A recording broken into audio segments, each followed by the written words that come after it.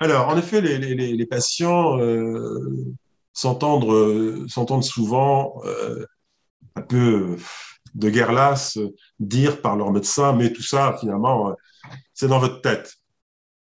Euh, alors, c'est à mettre en lien avec la distinction que j'ai établie précédemment, qui a cours en médecine, en lien avec le dualisme avec lequel on pense fondamentalement les problèmes de santé.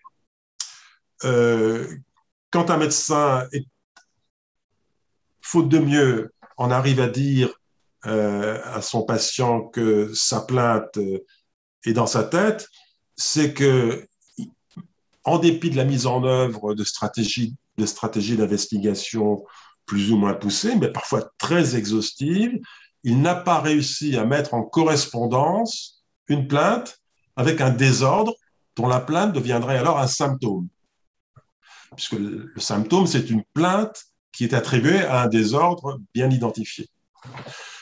Et donc, quand, malgré toutes ces investigations, il n'arrive pas à mettre en correspondance la plainte avec un désordre, avec une catégorie de maladie, une catégorie nosographique. La nosographie, c'est la science qui définit un petit peu les maladies comme des entités, plus ou moins stables.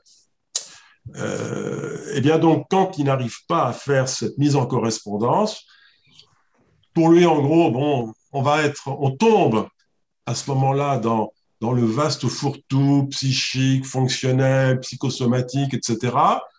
Le médecin a l'impression qu'il ne peut plus rien.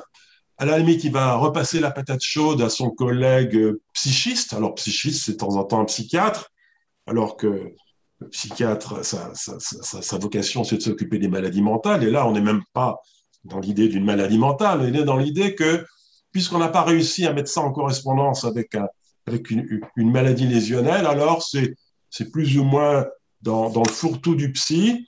Et il ne faut pas s'y tromper. Pour beaucoup de médecins, le fourre-tout du psy, c'est pas très loin de l'idée que la plainte est presque imaginaire.